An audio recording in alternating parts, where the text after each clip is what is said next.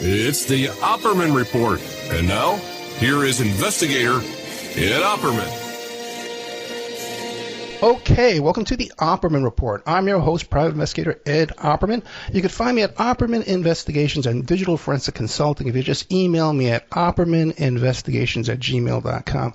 Really excited about today's show. Matt Birkbeck. You can find him at mattbirkbeck.com. You can find him on Instagram at Matt Birkbeck Author. He's got a YouTube channel, Matthew Birkbeck. And the book we're talking about today is The Life We Chose. But if you go to mattbirkbeck.com, every book this guy's written is right up our alley. If you like the Opperman Report, you're going to love Matt Birkbeck's shows. The Life We Chose, Sammy, Deconstructing Sammy, about Sammy Davis Jr., a book about a beautiful child. I believe that's the one that was turned into a Netflix documentary. The Quiet Don, about Russell Bufalino. We're going to be talking about him today. And Robert Durst, A Deadly Secret. Matt Birkbeck, are you there? I'm here, Ed. Hey, thank you so much, man. Before we get into your book, The Life We Chose, and all this stuff, Jimmy Hoffa, The Godfather, Trump, all this kind of stuff, tell us about yourself. Who is Matt Birkbeck? I have been a journalist for some 25 years now, mostly as an investigative journalist. I had worked at a couple of newspapers earlier in my career. I had worked for People magazine for a number of years as a correspondent, mostly human interest and true crime stories. I've written magazine pieces for Playboy, the New York Times, Philadelphia Inquirer, and I've written 7 books, including my latest one called The Life We Chose, which was published in July.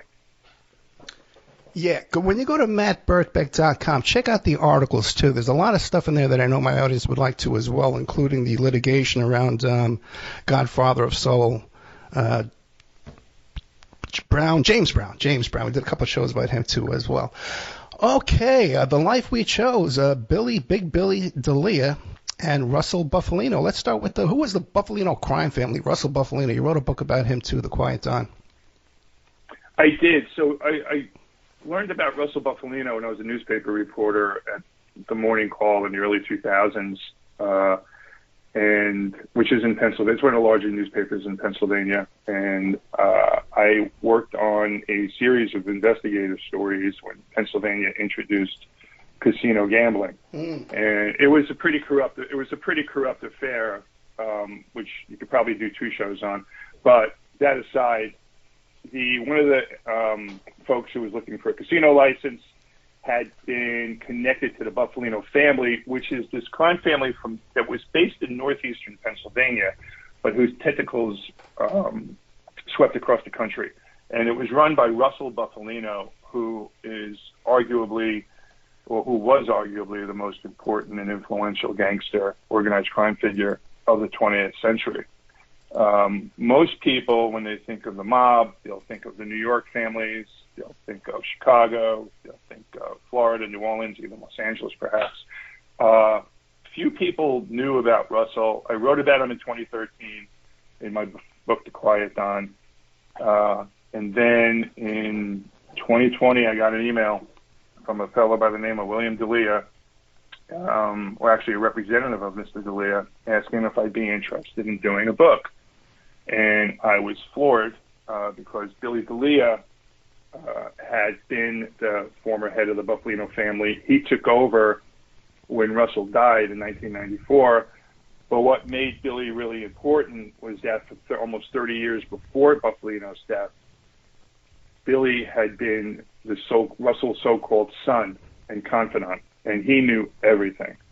He knew Russell was involved in Cuba with Fidel Castro and what was going on there in the 1950s with the casinos and whatnot. Russell was involved with the Kennedys. Russell was very involved with the Teamsters Union and was a chief suspect in the disappearance of Jimmy Hoffa. And Russell was considered, when you think of the Mafia Commission, Russell was so important that, according to Billy and some other folks, Russell, although he had never been a member of the commission, was above the commission. So to kind of give you some insight into who Bufalino was. So when Billy D'Elia had been arrested in 2006, and every law enforcement agency wanted to talk to him about his life with Bufalino, and Billy never spoke about it. He refused to. FBI, Homeland Security, U.S. Secret Service, New York City Terrorism Task Force, IRS, postal inspectors, everyone wanted to talk to him, and he wouldn't budge. So that's why when I saw the email in 2020 and Billy wanted to talk, I just jumped off my seat, sent out an email, yes, I would, and that started me on this journey that led me to do the life we chose. Yeah, the 2006 charges, that was like money laundering, right? Yeah, he was arrested for money laundering, and then later there were additional charges that included attempting to kill a witness. Right. He hired an informant to no, why did he ever come out? He must know guys to do these kind of jobs for him, right? At that level. What made him hire an informant to do that job?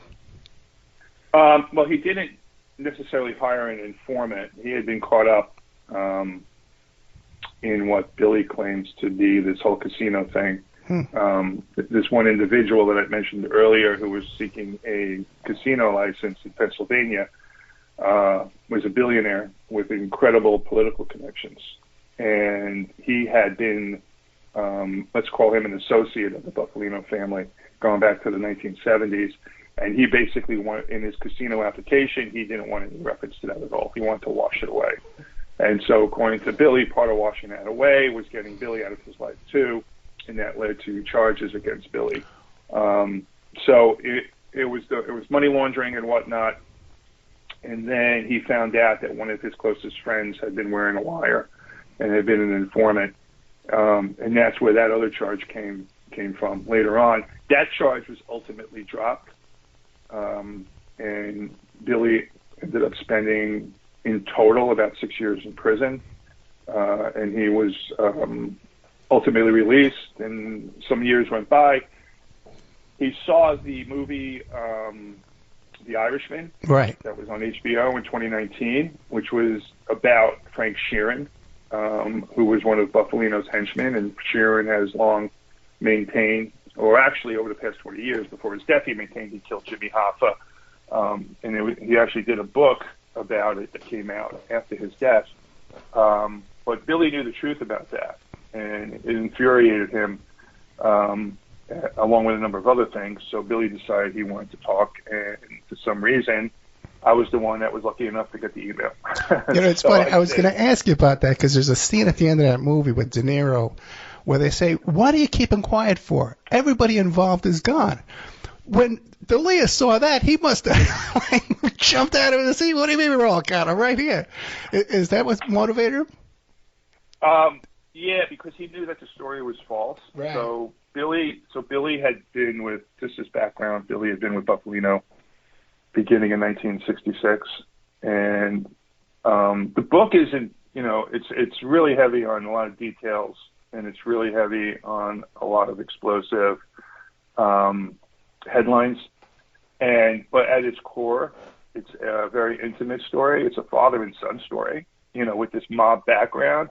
And it shows how basically Russell kind of drew Bill into his life. Billy wasn't born into this. As a matter of fact, he had graduated college and was thinking of becoming an accountant. And, he was drawn to Bufalino and raised by Bufalino in this mob life through his 1920s. And it opened this entire world, which you'll see in the book, to Billy, that included not just introductions to some of the biggest gangsters in the country, but we're talking about some of the greatest sports celebrities, entertainment figures. There's scenes in the book with Johnny Unitas, the old Baltimore Colts quarterback. There's scenes in the book with Liberace. Russell used to interview performers before they played at the Copacabana in New York in the 60s and 70s. He used to come and get Russell's blessing before they would perform. You see you see Billy with Jimmy Hoffa, and you see what went on at the time that Hoffa disappeared, and also you see who did not kill Jimmy Hoffa, and that included Frank Sheeran. So Billy was a witness to history. The first part of his life with Russell was more of an observer, as a fly on the wall. And then when Russell went to prison in 1978, it was Billy who took over the family on Russell's behalf. And then you see Billy as the participant, as the guy who becomes the guy who fills in Russell's shoes. Russell was the negotiator across the country when it came to mob problems. And Billy took that over, and he became the mob's fixer, and a very good one too. So it's a very expansive book, but it's it's a book that is in some sense historical, in that we go way back, like I said, to 1950s Cuba, and revolution there, and Bufalino's, and Billy confirms Bufalino's participation there, his how he was recruited by the CIA in these so-called CIA mafia plots. So Billy, we ended up speaking for about 2 years. That's how long we did interviews for. And it was just a treasure trove of information. What does he have to say then? What is the real story that happened with Hoffa, if the Irishman is inaccurate? So just the short version is that, as most people who are familiar with the Hoffa story, he got out of prison in 1971. He was not allowed, per the agreement for his release, to run for the presidency again for 10 years. He claimed he didn't know about it until his release. He was furious. He wanted the leadership back. It was his union. He started it. But the mob had become comfortable with Frank Fitzsimmons, who had taken over. It was one of Hoffa's top lieutenants, and it was Fitzsimmons that was running the Teamsters at that point.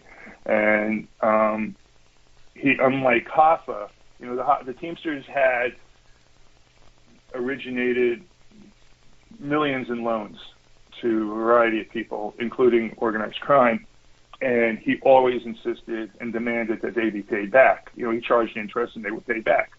Under Fitzsimmons, somewhat close to 40% of the mob loans were not paid back, and they did not want to change that arrangement. So as Jimmy Hoffa pushed and pushed, it infuriated members of organized crime. Jimmy Hoffa and Russell Bufalino were best of friends. Bufalino had been involved with Hoffa from the 1940s. He had placed his cousin, William Bufalino, with Hoffa at that time. William Bufalino became the general counsel of Teamsters, which is what gave Russell his power. And Russell's telling Hoffa to just back off, go retire. And Hoffa didn't want to listen to that. And ultimately, when things got to the point involving Bufalino, when he was outed by a congressional committee, or actually in a newspaper story, as being having been recruited by the CIA as part of these so-called mafia plots to kill Fidel Castro. And Jimmy Hoffa was the one that the CIA went to get to Bufalino. That's when Bufalino said, "That's it, I can't protect him anymore." And that's when, several weeks later, that's when Hoffa disappeared. Sharon later claimed that he killed Hoffa, but as Billy shows, actually as he tells, there was a meeting just a few days after Hoffa disappeared. Sharon had been very close to Jimmy Hoffa, and he was furious over Hoffa's demise, and he wanted to kill the people that he believed had been responsible for Hoffa's disappearance, and that included Tony Provenzano and Tony Salerno from New York. And so it was Bufalino who held a meeting in New York at a restaurant, and to get Sharon to come in and to promise them he would not harm them, and that's what happened. So Billy was at that meeting. So Billy knew that Sharon didn't kill Hoffa, and it wasn't. And then later in the 1990s, Sharon says he's going to write a book. He asks Billy for permission. Billy gives him permission. Says, "Don't mention me, and don't release the book until Russell's widow passes away," because Russell had just died. And the first drafts of the book, Sharon claims other people killed Jimmy Hoffa. And Billy actually has first drafts of the book. It wasn't until Billy had gotten together with a new writer, a guy by the name of Charlie Brandt, that the story changed, and it was Sharon who claimed on his deathbed that he killed Hoffa. And according to Bill, it was nothing but fiction. And that's what basically set him to reach out to me. And that was part of it. He wanted to correct the record on a number of different things, and that's what he ultimately did. Then what would be the motive for Sheeran to make up this story, just for the money of the book? And then what would be the motive of someone of the stature of Scorsese to promote a false narrative there? All right, so to answer your first question, yes, Sheeran had no money. Billy used to take Sheeran around. Sheeran got out of prison around 1994 or so, and he was broke. And, for instance, people had owed Sheeran money from years earlier. Right. And he asked Billy if he can collect it for him, and Billy did that. And then Billy would take Sheeran with him. Billy was in Philadelphia at this point in the mid-1990s, and he would take Sheeran out with him. And basically he'd go sit him in a bar and let him drink all day. And then Billy would go out and do his business and come back and pick him up. So they had been friends for many, many years. They continued to be friends. When Sheeran changed his story, it was for the money. He wanted to leave money behind for his family. My understanding is that, and actually Martin Scorsese says this, you'll see in interviews, they didn't really care whether or not the book was factual or not. They just wanted to make a great story. So, and that's what they did. I mean, the movie came out. It was very good. It was a little bit long for my taste, but it was good, of course. But, according to I would have cut out that stuff with Bo Dietl, man. That was annoying as hell with the watermelon. Yeah, it was, What the hell was that? A lot of Scorsese's movies are long these days. Yeah. Perhaps way long. And, but they didn't care. I mean, whether it was true or not. They had a book. They had a movie. They went with it. I think De Niro even, when they talked about the accuracy of the book and the accuracy of their claims, they didn't really, attest to the facts in the book. I don't even think Charlie Brandt did a lot of publicity when the movie came out. They kind of kept him in the shadows. When fiction becomes the fact, that's what you go with. And in this case, that's what they went with. So then what about D'Elia? Does he want to have a tell-all about that situation and describe exactly what happened? He did. And that's the life we chose. It's in the book. Then who does he say did the murder? And where is Hoffa's body? So Billy said two things. The thing about Billy in interviewing him over the course of 2 years was that he told me what he knew, and he would not, and if he didn't know anything, he would say, I don't know the answer to that. Right. He knows who ordered the murder of Jimmy Hoffa, and it came down to Tony Provenzano, it came down to Tony Salerno, and it also came down to Russell Bufalino. They would not. Russell was that powerful. Salerno and Provenzano would not have acted without Bufalino's blessing, and Bufalino gave the okay. To take a step back, when Bufalino was outed in June of 1995 by Time Magazine, which reported on his association or having been recruited by the CIA for these CIA plots that Congress was investigating at that time. Once that was in the news, just 3 weeks later, other folks who had been recruited by the CIA had also been subsequently murdered.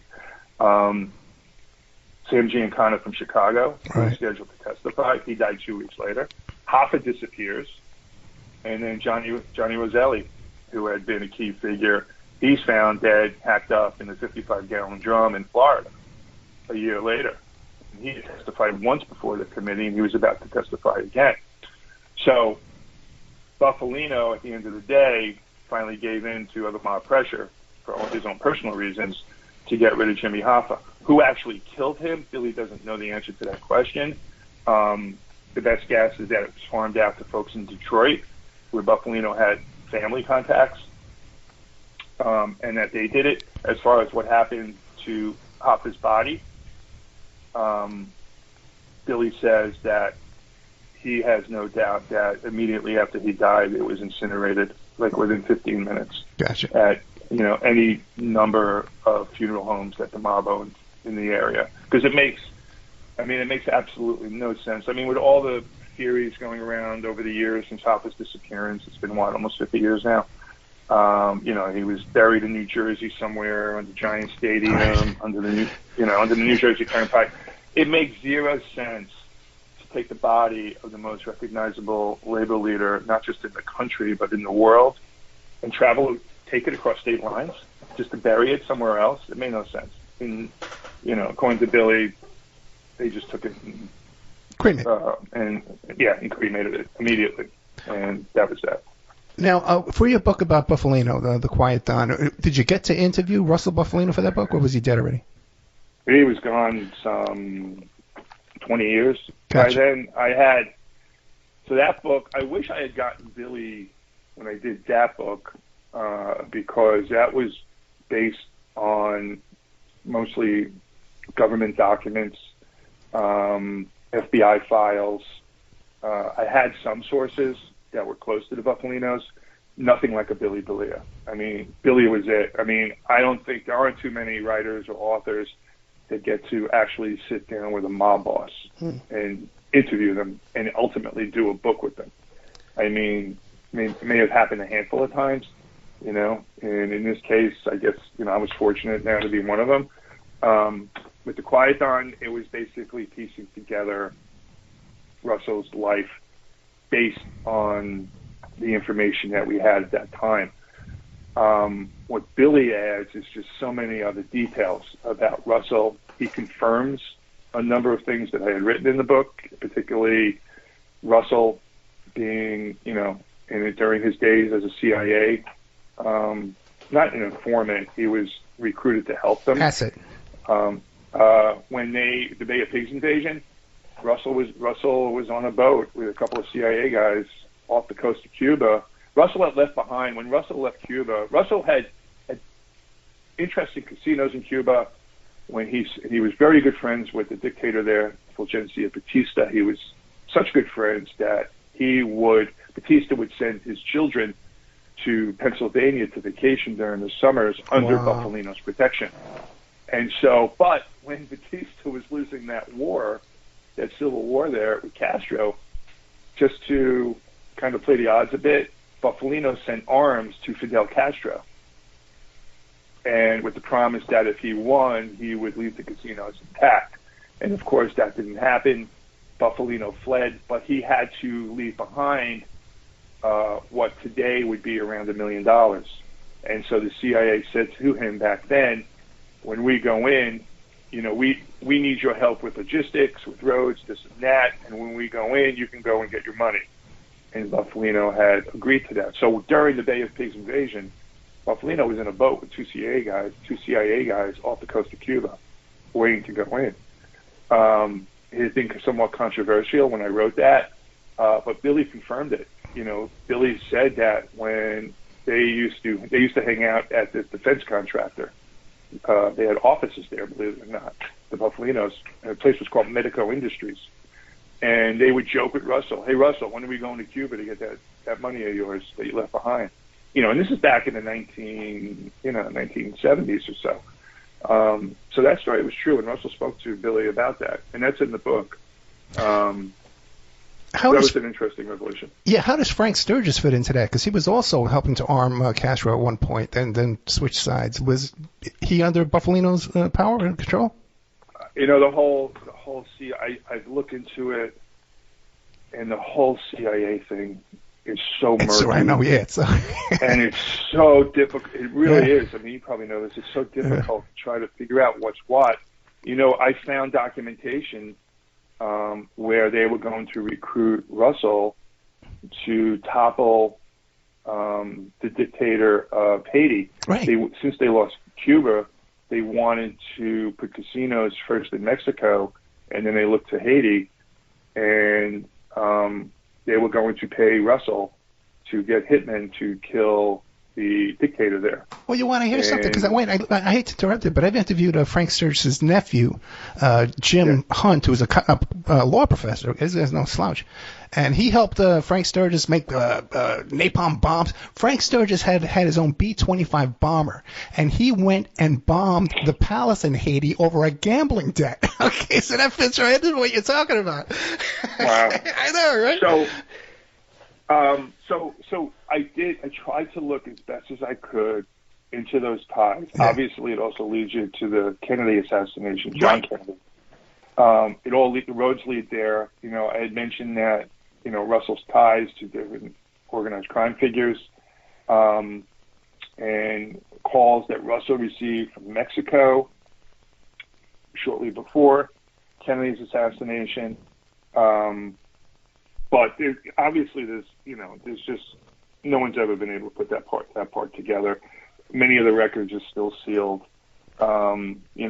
without anyone still left alive. Most of these. So does DeLeo know anything about any first-hand information about that? He doesn't know it. No, he doesn't know anything firsthand. But I did ask him about Kennedy and about Russell, and Billy had his thoughts on it. And it was something I did not want to include in the book because I didn't want to take away, because there's so many different theories. I will say this: I have looked into this a lot. It was a conspiracy. I firmly believe it was a conspiracy. It involved the CIA. It involved, to a degree, organized crime. There was a second, if not a third shooter. I didn't write about it. It's just an opinion of mine formulated over years of just looking at documents and whatnot and interviewing people. Billy believes pretty much the same thing that I said based on what he knows. He didn't come out and say, yeah, Russell told me that he killed Kennedy. Right. That never happened. That did not happen. But there's enough out there to draw up some conclusions. But there have been so many books on it, so many articles on it, so many investigations on it. It's hard to give an opinion on it without someone looking at it and basically snickering. So I didn't want to even go there with the book. Exactly, information overload, and even like with the Hoffa movie, the Irishman movie. I saw the movie. I know exactly what happened. I saw the movie. So it's just so much information overload with the whole JFK thing. But like you said, though, if he was involved in all that CIA stuff and funding both sides, he would definitely be in the mix there with that group. The Life We Chose by Matt Birkbeck. Great stuff in this book, and check out also, too, the first one, not the first one, but the first one on this topic, The Quiet Dawn, about Russell Bufalino. How about, you mentioned in here that D'Elia was involved with the filming of The Godfather? So, no, it's Russell. Okay. So Billy was still an apprentice at this time. He had started with Russell in 1966 and then became his driver and bodyguard. But now, as their relationship is developing, Russell's introducing Billy to everyone as my son, which I said earlier opened up so many doors. I mean, people now paid Billy the respect that a son of a major mob figure would get. Russell, when the Godfather started filming, or was about to film, there was a lot of issues going down in Lower Manhattan involving the unions. So Russell was a huge figure within the Teamsters union, and the Teamsters just stopped working, and there were all kinds of stuff. There was all kinds of things going on at that time, which had been documented before. But Russell had basically been a part of, he was brought in quietly and secretly, which was Russell's way, to help rectify the issues with the Godfather and allow that to get going, as well as this new Italian-American organization that Joe Colombo was involved with and started. But according to Billy, it was Russell that was really behind it, and that Colombo was acting on Russell's orders. And so he and Joe Colombo had been friends for a very long time. And so with the Godfather, Russell's influence was far and wide, in that he, I think there's one story that's been out there about Al Martino playing a so-called Frank Sinatra character, Right. the singer, and he had wanted the role. Francis Ford Coppola didn't want to give it to him. It was Russell who ultimately got it for him. Russell also tutored Marlon Brando. Marlon Brando, in portraying Vito Corleone, was looking for someone to talk to, a mob leader, to just to discuss what a mob boss does, how they act, their mannerisms, things like that. And people quietly pointed him to Russell. And he ended up meeting with Bufalino several times. There's a funny scene in the book where Russell and Billy are in an office in Pennsylvania, and the phone rings, and Billy picks it up, and the voice on the other end goes, "Hi, this is Marlon Brando calling for Mr. Bufalino." And Billy didn't believe it. He turns to Russell and goes, "Hey, there's some guy saying he's Marlon Brando. He wants to talk to you." And Russell says, "Give me that phone." And then he starts talking to him as if they were old friends. "Hey, Marlon, how you doing?" So there are other actors in the movie. Lenny Montana, who played Luca Brasi, was a member of the Colombo family, but they were also working with the Bufalinos. And Lenny Montana was a guy from Brooklyn or Staten Island who was muscle within the family, and he was there to protect one of the Colombo figures that was hanging around on the lot. There were a lot of mob guys that were there. And they just saw him, and then they needed someone to play Luca Brasi, and they saw him standing there, and they said, "Hey, let's try this guy." And that's how he got on. There are other figures. There are several other actors with major roles that are in the film, that are in The Godfather. The opening wedding scene, you see dozens of people there, if not hundreds, and many of them are members of the Bufalino family. So they had a pretty significant role in terms of The Godfather. First with this Italian-American association that was pushing back against the film, and then with the actual making of the film, in terms of actors and, as I mentioned earlier, the influence that Bufalino had with Marlon Brando. So I thought that was really interesting, coming from Billy. That's another question I have for you, because you were talking about how before you were saying how this was like such a gift to you, to be able to talk to one of these mob bosses, at the end of his life, and be able to interview the guys talking, to write a book. Like I grew up in Staten Island, right? I know it sounds like I came from England, but I came from Staten Island. Okay. I lived on Staten Island. Where? I lived off of Victory Boulevard. Okay, not too far. Yeah, off of Richmond Avenue and Lamoka, by Amway Road. Okay, yeah. There you go. Yeah, Victory Boulevard.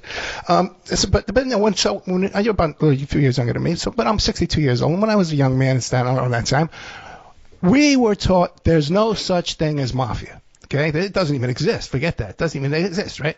And then we were always taught to, you keep your mouth shut. You don't say anything, right? With Mr. D'Elia here, at the end of his career, he made a deal, right? And he testified? He did, but it wasn't a deal in which he would testify against other organized crime figures. Okay. They did want him to talk about other organized crime figures. That he did not do. The person that he testified against, one person, and that was this businessman right. that I mentioned earlier. His name is Louis de Naples, and he had been friends with de Naples for 30 years. And he was the guy that wanted the casino license that I mentioned earlier. Right. The government had all kinds of evidence that pointed to the relationship that Billy had with Louis de Naples. They had video, they had audio, they had photographs. So when they brought Billy before a grand jury, he wasn't going to deny that he knew the man because they had all this evidence. Had he denied it, he would have been charged for perjury. So what Bill said was, yes, I knew the man. Yes, we have been friends for 30 years. Yes, we were in business together. And yes, the government had information on this business, and this business. And what Bill did was that he confirmed that he was that. That's all Bill did as far as him testifying against anyone, any figures. He would not. They did want him to talk about other mob figures. He wouldn't do that. Bill, I will tell you this, Bill is a very, very, very old school mobster. It was so hard getting him. He wanted to do a book. He wanted to talk to me. But the first 3 months or so, 4 months, he wouldn't tell me anything. The only thing he would tell me is how much he loved Russell. And it was just, we kept going around in circles, you know. So, Bill, tell me about this. Bill, tell me that. He wouldn't give me anything. And finally, I would sit him down and I said, listen, Bill, if you want to do this book, you're going to have to open up a bit, you know. That was him, basically. That was Bill being Bill, not wanting to talk, not wanting to give away the store. You know, ultimately, I think also what was important was he began to become comfortable with me. And, you know, one day he just, you know, he dropped, I think it was the Marlon Brando story. He started feeling comfortable, and I think it was, you know, I think that was the first one. There was a story in the book, I don't recall exactly, it may have been that one, in which he just, out of nowhere, it came up. And then he talks about Donald Trump and his relationship with Trump and how he became Michael Jackson's co-manager, you know, Billy. And he's telling all these, like, wild stories. They were great. And they were true. You know, he became, Trump wanted Jackson to perform at one of his casinos in 1988. And Jackson's manager was a guy by the name of Frank DeLeo, who was actually in the film Goodfellas. He played the small squat guy that they call Tookie, the cab stand owner. Okay. And so these other mob guys, so they told Trump no. And so Trump, not wanting to take no for an answer, goes to these huge mob heavyweights in California and says, I'll give you $1 million if you can get Michael Jackson to agree to perform at my casino. And so they call up DeLeo, the mob guys, and say, hey, we're going to take over Jackson's contract. So DeLeo, who had connections to Pittsburgh mobsters, calls them, but they weren't big enough to deal with these guys from L.A. So they introduce DeLeo to Billy. Frank DeLeo to Billy. And so there's this meeting in New York, and these two mob guys who want the contract, they come bursting in, and they tell Frank DeLeo, we're taking over, there's nothing you're going to do about it. And Billy's sitting there. He apparently had a newspaper in front of him, and when he put the newspaper down, that covered his face. The two mob guys knew Billy. They knew who he was. And they said, oh, no, you're here? And then Billy tells them in no uncertain terms that they are not getting the contract. They offered him half the Trump money. Billy said no, and he threw them out. And then Frank DeLeo was ecstatic and couldn't thank Bill enough. But Bill turns around and says to him, no, this isn't over yet. I'm now your partner. And Billy became Michael Jackson's co-manager. And that was the summer of the Bad Tour. And Billy went on tour with them. Technically, he was called a security consultant. Behind the scenes with Frank DeLeo, he was his co-manager. And there's a picture in the book with Billy and Michael Jackson and Frank DeLeo at a concert in Pittsburgh. So that was one of several dealings that Bill had with Donald Trump. But then, as I said, once these stories started flowing, he started to give me more and more about his life, particularly with Bufalino. That's when I saw this story really come together and this book come together. And it became such a unique story. Back to Jackson for a second, because later on, Michael Franzese was managing or promoting one of his tours with Al Sharpton, none other than Al Sharpton, who's probably the most crooked guy in this whole bunch. But you're telling me that Michael Jackson was just getting tossed around from one mob guy to another, just with no say in the matter? So organized crime had huge influence in entertainment at that time. You know, Billy became, as I said earlier, the so-called fixer or the negotiator. Right. And Billy would come in. He'd go cross country, and whenever there were disputes, and there were several examples in the book with major artists, they would bring Billy in, and Billy would make a decision. It's kind of similar, you know, in my 2008 book on Sammy Davis Jr., Deconstructing Sammy. Sammy had two lawyers in his career, and they were both mob lawyers, and they ruined him. The second one particularly, a guy by the name of John Climaco out of Cleveland. And when Sammy died, he was $15 million in debt. He died destitute. You know, it's because of this lawyer and what the mob had done to him. So going, and that was, Sammy died in 1991. So this is the same period. So Billy knew NFL owners. The owner of Philadelphia Eagles was a degenerate gambler, Leonard Toews, and Billy would see him in Atlantic City, and Toews would borrow money off him. Billy was a Shylock, so to speak, in Atlantic City. Toews would run out of money. Billy would give him $400,000. Toews would lose it within 20 minutes, come back for more. Ed DiBartolo was another gambler. DiBartolo's had his issues from the 49ers. Okay. And actually had been pardoned by Trump for one of those issues. And Billy had to go. They folks asked Bill if he could intercede and collect a $200,000 gambling debt. Billy wasn't a guy that ran around collecting money. He was a guy that got involved in big ticket issues. And, he tells the story of how he got $200,000 wrapped in cellophane, 2 bricks of money, $100,000 each, that DiBartolo owed the Philadelphia mob. And so, Bill was the guy that people called to take care of big issues, and it involved, almost every walk of life. And what is he doing today? Who's that? Billy. Oh, Billy's retired. Billy's something like 77 now. It's not that old.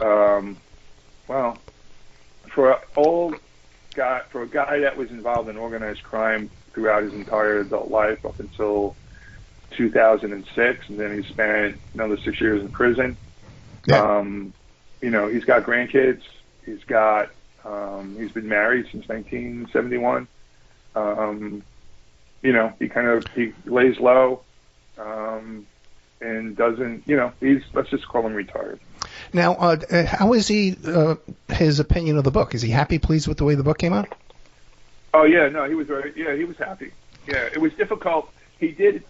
Bill actually did a couple of interviews, one of them with Fox, Fox News, when the book came out in July. And even that, when we recorded the interviews, and for him, and he sat down for it, you could see it was difficult for him to talk about his life.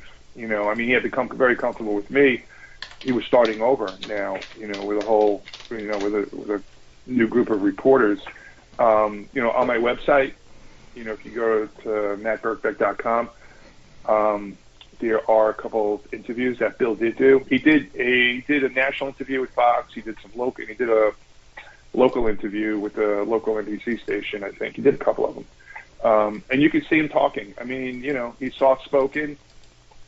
He's very, very smart. Bill would have been successful in any other industry had he chosen it. But just wasn't, the whole media thing wasn't comfortable for him at all.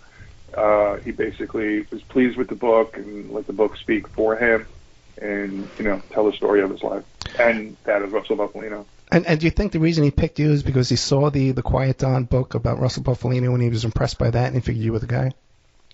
Billy knew me I hadn't met him before, but he knew me from when I was reporting, when I was a newspaper reporter, and I was writing about this casino situation that we talked about earlier in Pennsylvania. Right. Back in like 2004, 5, 6. And I had done a number of, investigative reports exposing just how corrupt this was. This went all the way up to the governor, who was Ed Rendell, and the state Supreme Court, which was in on it too. And so I covered Billy when he had been arrested, because Billy was a key figure then, having known this businessman. It was, it was huge news in Pennsylvania. It even connected, as a former U.S. senator. And it also connected to Secret Service. I had gotten a call from the Secret Service once when I was on vacation with my family, and I got a phone call from them, basically asking me not to write about them anymore with this case, because it was exposing. The way I put it together, it was exposing ongoing investigations, which was my job, basically just to write, but it was very sensitive to them. So there's a lot of stuff that was going on behind the scenes that even I wasn't privy to. But Billy had his attorney, who I knew his attorney, and it was through his attorney that I had communicated with Bill a couple of times. But I'd never met the man, and I didn't meet him until 2020, a week or two after they emailed me. And I wasn't even sure why, if this was true or not. I was, all these thoughts are going through my head. What, did he really want to talk to me about a book? Was he mad at me over?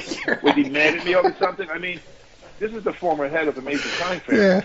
You know, he knew. I mean, he did business with John Gotti. He knew Gotti really well. I mean, he knew all the New York guys, Billy. I mean, he basically, you know, Russell ran. You know, when anything needed to be done in New York, they went to Russell. You know, so is there something else untoward that, you know, might happen to me? I don't know. I mean, all these thoughts were bouncing around, but, you know, being a journalist, being who I am, I went and met him. And he's, you know, initially when you meet him, he could be an intimidating guy. He's tall. You know, he's fearsome looking. Even at this age. Oh, yeah. When you see it as photographed, now when you listen to him talk, like if you go watch one of the videos or the interview, you'll see it on my website. He's soft-spoken, so you may not be, and he'll even say, hey, you know, nothing to worry about talking to me. And it turned out when we were talking, you know, he was very easy to talk to. You know, he was very, you know, engaging, tells really good stories. Again, I would push and ask him questions about this and that. If it was something he knew, he'd tell me.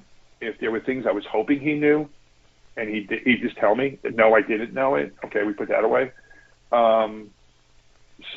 But he, you know, once we got through our initial conversations, you know, it was very, very easy to talk to him. And, you know, so he's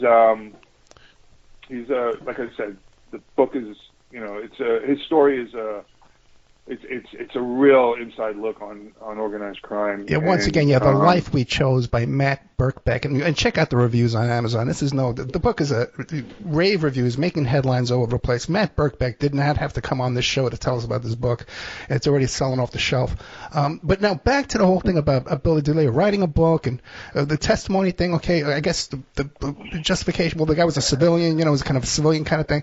But has his relationships in that world been diminished by him writing a book, you know, and talking about, or is that nowadays nobody cares anymore? You got podcasters all over the place doing this stuff, but his personal life, no issues.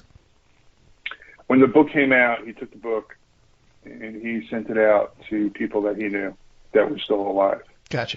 Just to let immediately he did that, just to let them know, hey, you know, the book is out. Here you go. You know, he knows people everywhere in New York, and we're talking about, you know, major power brokers in organized crime that he had worked with. And he sent the book out. Here, read it. You have any questions? You have any issues? You know, call me. You know, again, and he gave the reasoning. I want to set the record straight about Russell, and he also wanted to set the record straight about himself. You know, particularly in terms of, you know, some folks had called him quote unquote a rat for testifying. Mm-hmm. But he wanted to clear the air that he testified only against this one person because the government had its evidence, and there was nothing he could do about that. As far as anyone else, he never spoke about anybody and never would. And, you know, my understanding is that everyone gave him his blessing. He has no, you know, you see these guys doing podcasts today. You know, It's a completely different mob today. You know, I mean, some of them have, you know, 1 million followers. I mean, it's big business. You know, organized crime on social media has become very big business. You've got big guys like Mike Franchise, who has over 1 million followers on YouTube. You've got other guys, Joey Merlino from Philadelphia, who's now started a podcast. Nick Gravano. Yes, and even Sammy from Full Gravano. I wonder if they have to kick back any money to anybody if it's doing those shows. I wonder how that works. You know? Billy knew Gravano. He didn't have a high opinion of him. Yeah. Billy knew Joey Merlino really well. Merlino was at the wedding of Bill's daughter in 1999. Billy was in the middle of all of that turbulence in Philadelphia in the mid-1990s between Merlino and John Stampa. And so, you know, Bill was comfortable with it. He sent it out. Guys read it. There were no issues. And I'm sure he was pleased by that. Gotcha. We've been talking to Matt Birkbeck. You go to mattbirkbeck.com. The book we've been talking about is The Life We Chose. It's kind of a partnership book to it called The Quiet Dawn about Russell Bufalino. But if you go to mattbirkbeck.com and check out these books, the Deconstructing Sammy. I got to have you come back about that. Now, you were involved with a Netflix documentary about the photograph, the girl in the photo, I think it's called. It was called Girl in the Picture. It came out the summer of 2 summers ago, 2022, and it's based on my books, A Beautiful Child and Finding Sharon. And My Beautiful Child came out in 2004, and it was an incredible story about a young girl who lived this tortuous life with a serial killer / pedophile, and who died, and no one knew her identity. And what I did was wrote a book and hoping that we could find her identity along with the FBI, and we did. And that's the foundation of the Netflix film, which actually, within one day of its release in July of 2022, it became their #1 movie in the world. So folks really were drawn in by the girl's name was Sharon Marshall, and they were really drawn into her story. So it's called Girl in the Picture. Yeah, all stuff right up our alley here. Another book, The Bizarre, Chilling Story of Robert Durst, The Deadly Secret. And if you go to mattbirkbeck.com, his articles, too, as well, are right up our alley. Denny McClain, Legendary Pitcher or Mafia Trader. The Real Life of FBI Sting, American Hustle. Years After Death, The Battle of James Brown Estate rages on. I had that woman on who was raped by James Brown. We had her on a couple of times. So all great stuff here by Matt Birkbeck. mattbirkbeck.com. Matt, thank you so much. Thank you, Ed. Good night.